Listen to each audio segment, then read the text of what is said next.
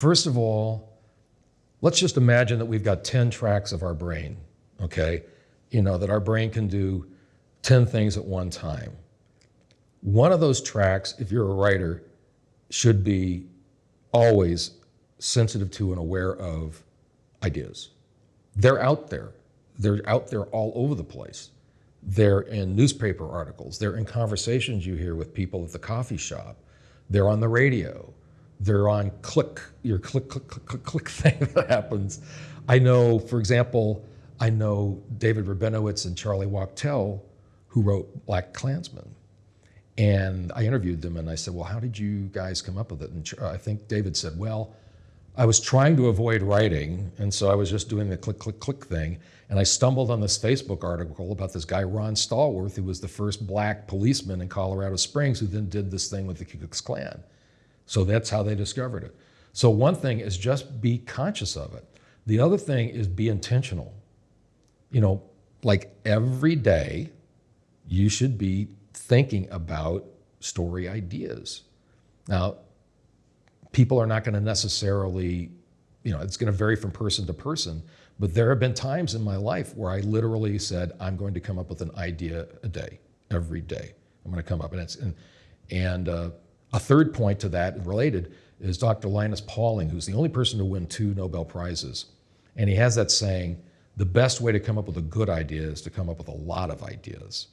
And so that's a third point that you can do, is just generate a lot of ideas. Keep a file. Like I've got a Word file stretching back 20 some odd years with literally hundreds and hundreds of ideas, most of them awful. But you keep working that muscle. And then eventually, I think, chances are that you're going to surface something. Now, then you have to assess the ideas. And so there's certain questions you can ask, like, well, is this big enough to be a movie? You know, who's the audience for this? What's the hook? You know, that central conceit. Like when I sold Canine, you know, I remember going into an executive's office and they said, God, what you guys did was so brilliant. You took the buddy action comedy formula, the police cop, and you put in Ren 1010, who was like the biggest star in Hollywood back in the late 20s and 30s. And I learned a very valuable lesson there, which is that you always, when somebody gives you a compliment, even if you didn't mean it, you go, yeah, that's exactly what I was thinking. So I said, yeah, that's exactly what we were thinking, because I hadn't thought that at all. But you know, that idea, I could walk in, at that point in time in 1987, I could have walked into any producer's office or any bar where people were hanging out. What are you working on? I said, yeah, I got this idea, Canine. Loner cop, new partner, police dog. They would see that. So the hook there is the police dog. Nobody had done that, you know. So you look for like Inception, the idea of being able to go inside someone's Groundhog Day, reliving the same. That thing, what's that thing that's going to set it off from, you know, something else? So those are some keys, you know, have one part of your brain going, be intentional about it, you know, be generating a lot of ideas and hoping that you'll come up with, you know, some really good ones, some strong ones off that, and then assess them to make sure that you feel like it's big enough and good enough to be a movie. My first step in writing a screenplay is basically coming up with 100 ideas and picking the best idea. I have a thing called the 100 idea theory. It doesn't have to be 100 ideas, but if I come up with one idea, that's one idea, and it could be a terrible idea. If I come up with 100 ideas or 60 ideas or whatever, I can comb through and find the very best idea, and then I take it to Thunderdome. I take that idea and I go, if I write the script of this, everyone's going to say is going to pick it apart. So I want to pick it apart first. I want to find all the flaws with whatever the idea is, and try to get past those flaws and remove them so that the idea is great. That is actually the bane of the writer's existence, especially the screenwriter, to come up with something new. I mean, when you think about, I think in the second edition of the 101 Habits, Bill Marsili, one of the screenwriters there, talks about doing the 20s. So for him, like everything that he thinks about, any event, any scene, character, whatever, he thinks of kind of listing 20 different ways of doing it. Like if it's like a, you know, talk about the meet cute, right, in a romantic comedy, how people meet. in a cute way. Well, he's going to do 20 different thoughts about it. Okay, they can be this, they can do this. I mean, you have to do, he does 20 because the first 2 or 3 or 5 of them will be cliches, will be things that, you know, you're automatically going to think about them because they're the most famous ones. They're the most that we've seen 100 times. But by going deeper, and he forces himself to go deeper, that's where you get the creativity and the originality. And eventually, when you reach that past the 10 or 12, 15, all the way up to 20, you'll start getting some really original ways because you forced yourself. And so that's what the writer needs to do. You got to force yourself to go deeper in order to create some original writing. Do the 20 for anything, you know, 20 different ways to rob a bank, 20 different ways to say I love you, 20 different ways to break up with someone, 20 different ways to kill someone. I mean, there's all these things that you've seen 100 times, and when you see it over and over, you go, you know, you go, huh, you know, because you've seen it 100 times. And it's only the movies that break out, the stories that break out are the ones that are kind of truly original, right? To me, where it starts is a really compelling problem that is going to take the whole story to be solved. That millions of strangers consuming that story would be able to identify with this problem and care that it gets solved and be really entertained by the process of watching people try to solve it. So that's kind of a lot of things in one, but to me, that's kind of where it all starts with. There's something that someone's going through in life that really matters to them and hopefully to us as the audience. It's really important, it's really difficult. It's going to take a lot of effort and active action toward trying to solve it, which isn't going to work. So it's difficult, it's complicated. Trying to solve it usually leads to pushback and complications and things that don't go as planned. And so that tends to build the sense of a problematic situation. So it's growing and escalating, building over the course of the story. And then in the end, there's some kind of resolution that has taken the audience on a journey and usually taken certain characters on a journey where they're not the same as what they were. And therefore it was meaningful and important in some way that they went through that. There's certainly the wow factor of that's the most amazing thing I've ever heard, and I have to have that. I have to have that right now. How do I get that story? How do I get that book or magazine or a true life story?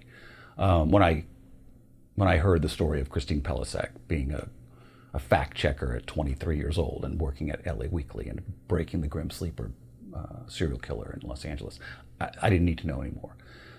But then there's stories that I just can't let go of. I'll go back to and go back to. But there was hopefully the next movie I'm going to make in the Amazon was a story that I chased for 5 years. And it was a true life story, and I just couldn't let it go. And some other producer got it and failed at developing it. And I would call every 6 months, and after about 1.5 years, they abandoned the other producer and went with me. And I just could not let it go. It was a story I had to tell. One way or the other, I was going to tell that story. That's the true story of Julianne Kepke, who in 1972 was living in Peru, going to the American school. She was 18, was in her senior year.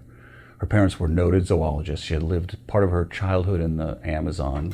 Her parents were cataloging butterflies and bats.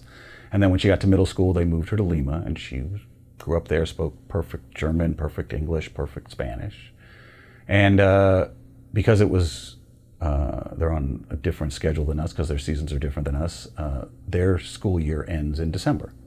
So she was both graduating and going to her prom in December, and her dad wanted them to go to the Amazon on Christmas Eve, and she wanted to stay. And so he went early, and she and her mom stayed behind in Lima, and she went to her prom and graduated with her friends, and then they got on a plane.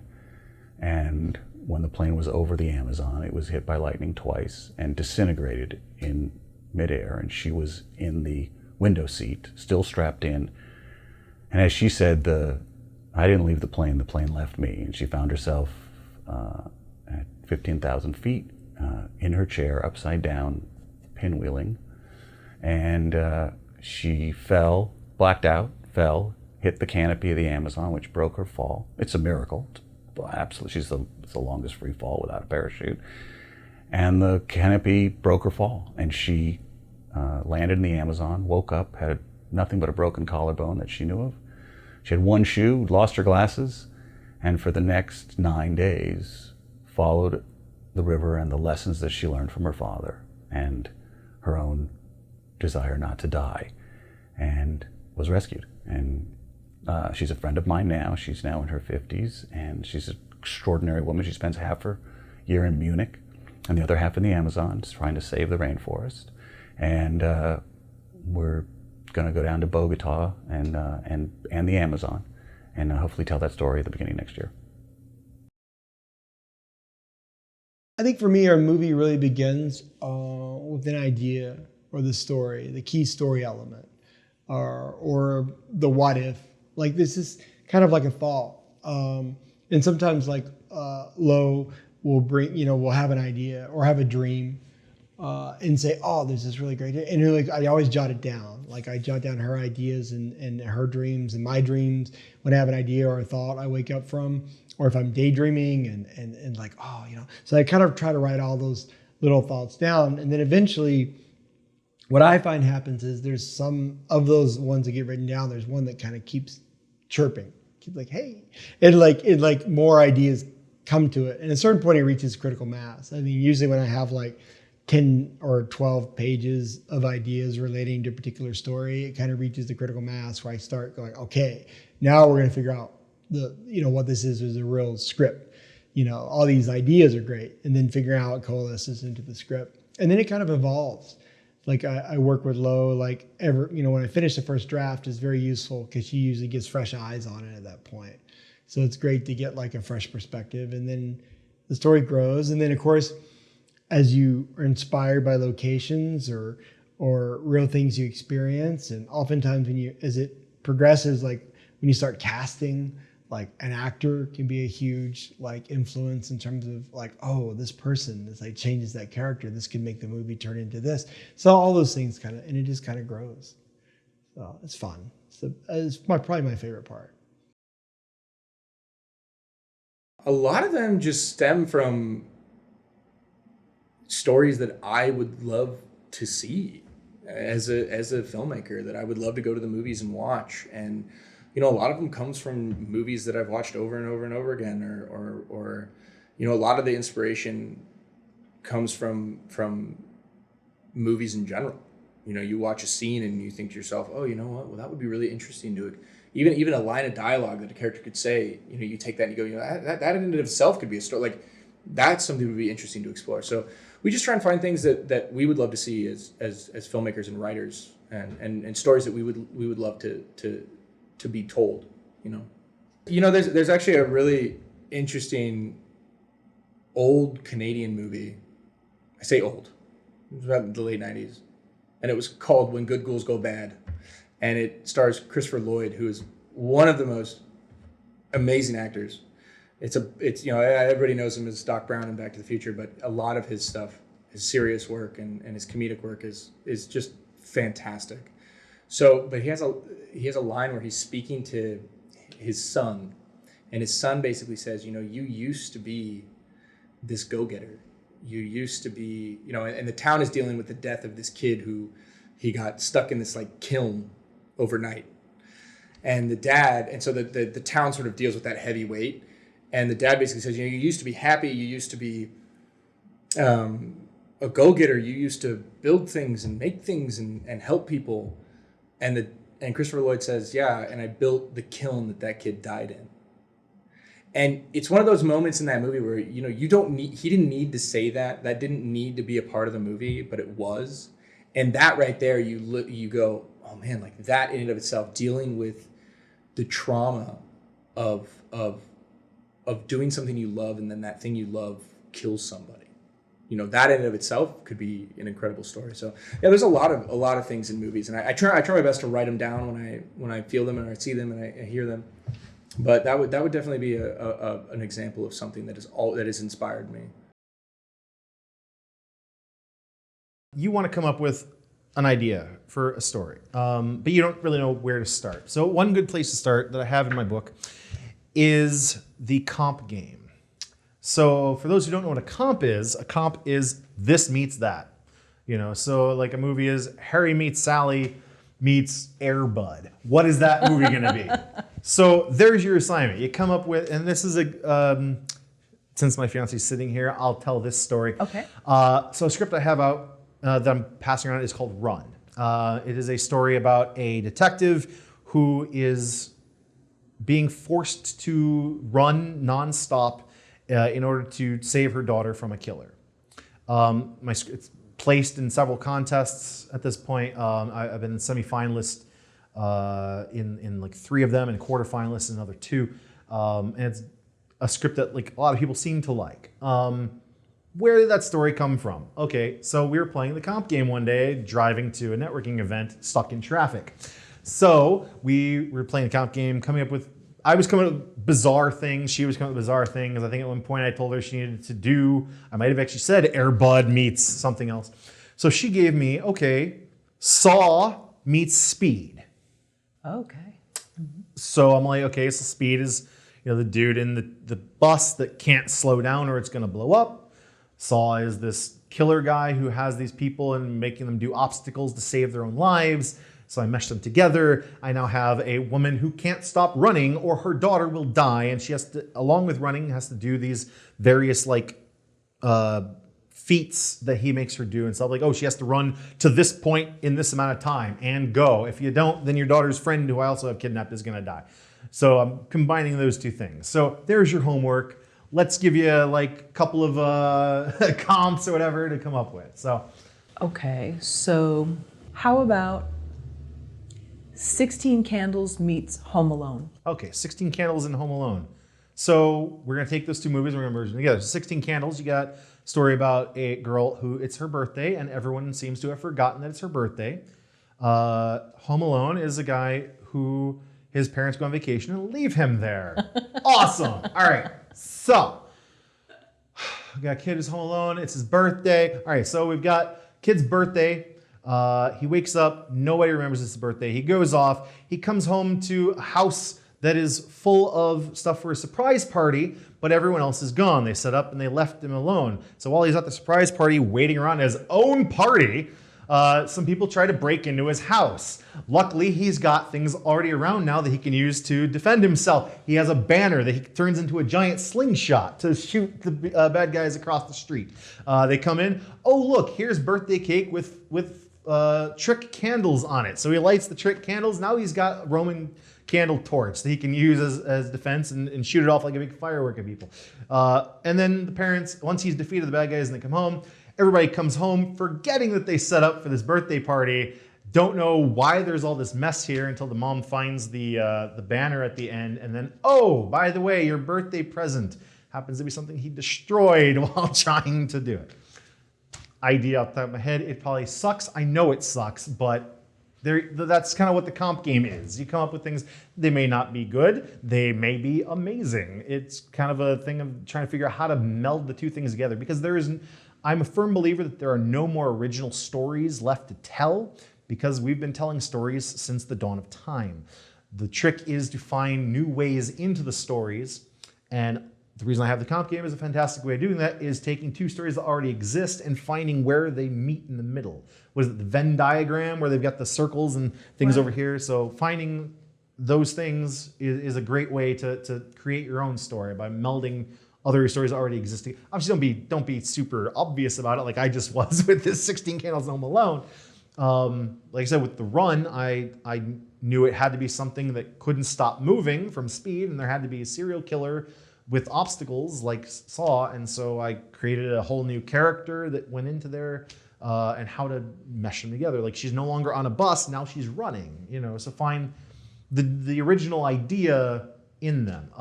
Another thing you can do is finding a movie you like but that had a shit ending. Can I say shit? I'm sorry. I still have a crappy ending. And tweak it to, okay, how would you have ended this story? Can you now write a story that ends that way and has a different beginning?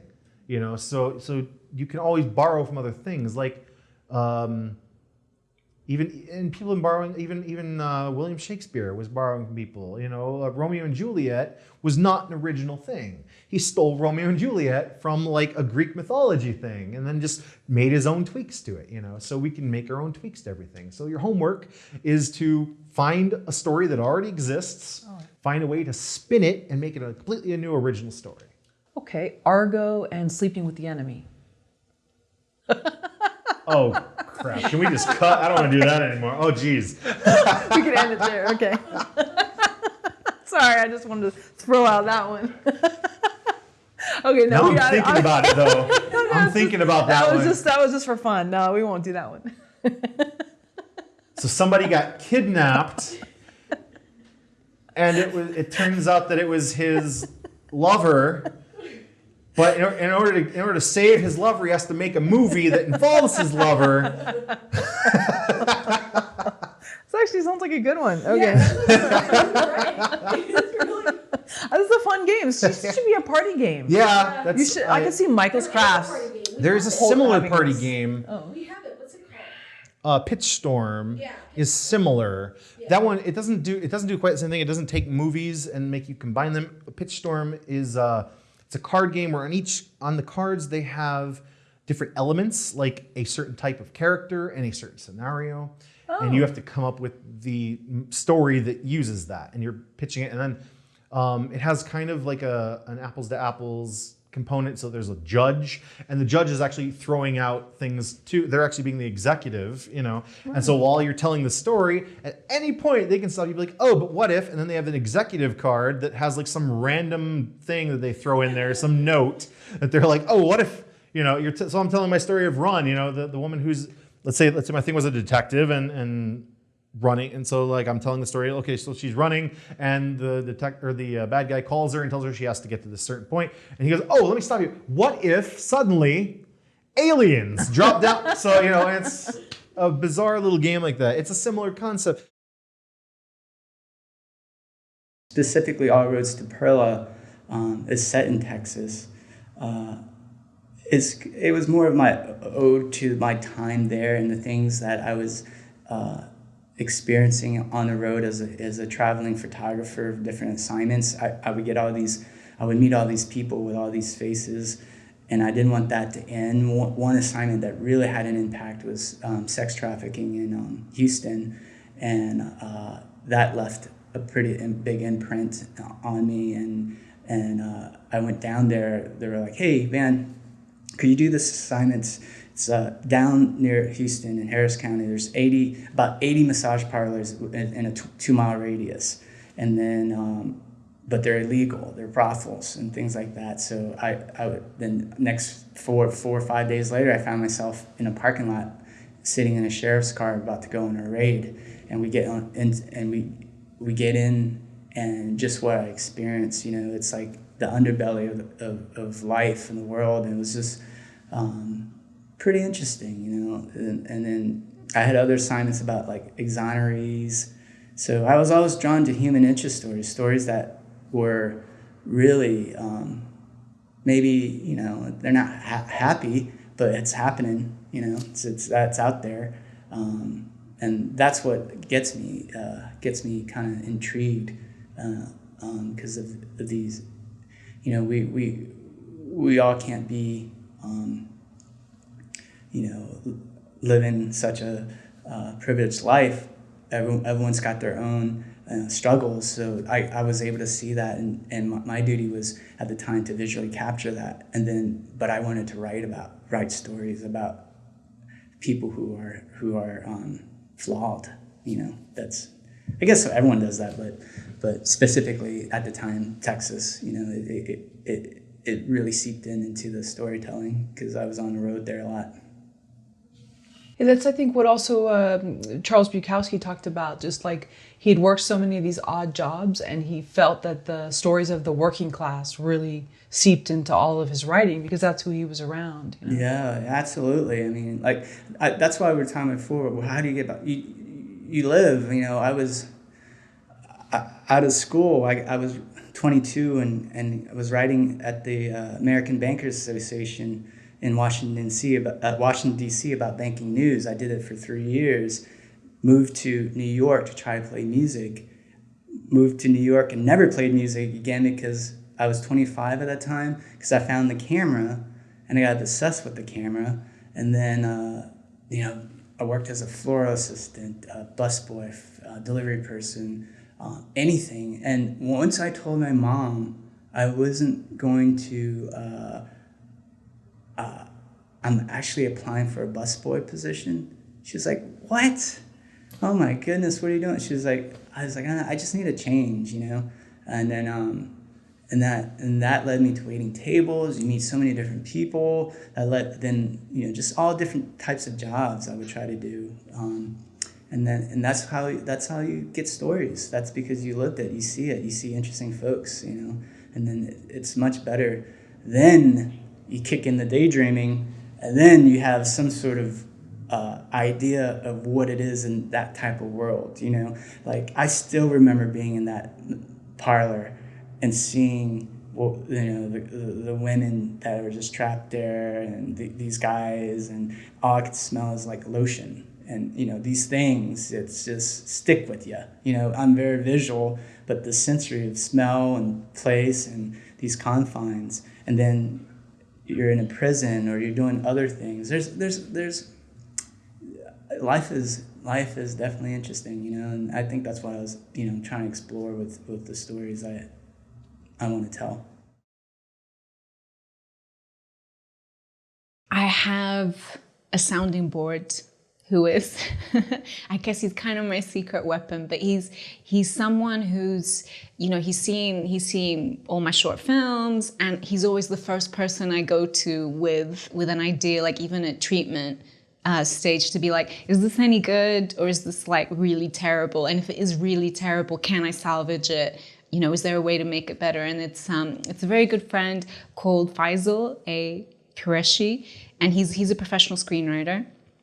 And he's based in the UK. He's also directed films. And I think it's very important as a writer to be able to show someone that you trust something that you're not entirely sure if it's any good or not, because he knows me well enough now that he knows that he can be really harsh, and it's okay, because at the end of the day, I just want to know if I'm wasting my time or not. And he has been very harsh, and I really appreciate it. Because I have had instances where it's like I've sent him a treatment and he'll tell me what's wrong with it, like in a very kind of brutal way. But then that's good because it helps me figure out how I can make it better. And I have actually been able to like make it better and like get onto fellowships with treatments that before he was like, I don't think so. Yeah. And does he reciprocate in terms of he sends you his scripts? He does, yeah. He has sent me his materials before. So definitely, I think that that's so important, is to have someone, because I think definitely, I always feel like in this industry, you only really get like one chance to like impress people. So you want to you want to put your best foot forward. And that's why it's important to have someone whose opinion you trust and whose craft you really admire, and you recognize that they're really talented and they're really intelligent, and you can just show them like your worst stuff. And they will, give you suggestions and will tell you maybe what you could do to make it a little bit better. Does he ever ask you to be more harsh? Oh yeah. Oh, yeah, like just tell me I don't like. Did he have to encourage, or because I could see you not wanting to hurt someone's feelings? Absolutely, very much so. And yet he's like, you're like, just be honest, like, please, just like tell me, because I do always think like, I don't want to hurt anybody's feelings. Yeah. Right. Yeah, I think that'd be really important to have a working relationship, or just a friendship with someone where you could give them, and that they're not trying to wound you to stop you, but they're just trying to help make you better. And I think that's a rare thing to find. Absolutely. So that's why, big shout out to Faisal. Nice. And I think someone who kind of, because they've read your previous work and they've seen like your previous films, that they kind of, they know what you're trying to do. And because of that, they can tell you, I think I know what you're trying to do, but you're not doing it the best way that you could do it. So let me just, ask you some questions and make some suggestions, because I think I know where you're trying to get. I think that's very important because I mean there are some people who you just don't understand your work and don't understand your films and don't want to, and they're maybe not the best people to get feedback from. How do you know personally when your movie idea isn't working? Not so much if you've given it to someone as a sounding board, but personally. I think that it's when you yourself are writing it and you are not excited by what you're writing. I think you know that it's working when you're like, I really want to keep, I want to keep going. I personally want to know what happens next. But if you're kind of like trudging through it and you're like, oh God, I have to write another 5 pages, or I have to write, another 5 paragraphs of this treatment. If you yourself are having that thought, trust me, whoever is reading it is gonna also have the same thought of, oh God, I have to read another 5 pages before this is over. Yeah. Have you ever abandoned an idea? Like you've been excited about it for a little while and then realized your heart wasn't in it? I think, yeah, definitely. But I think more with like, I have had that with a feature script. Yeah, which I was like, this is not working as a feature, but I managed to kind of recycle it into something else. And then also short films, like, if you've written a short film script, that was a collaboration with a friend, and then you apply to a lot of funding and you just keep getting rejected, and then it's like, okay, well then let's just not. So the universe was telling you something, or at least you took it that way? And then you just move on to the next project because that got funding. Okay, well then I'll just do that. Yeah.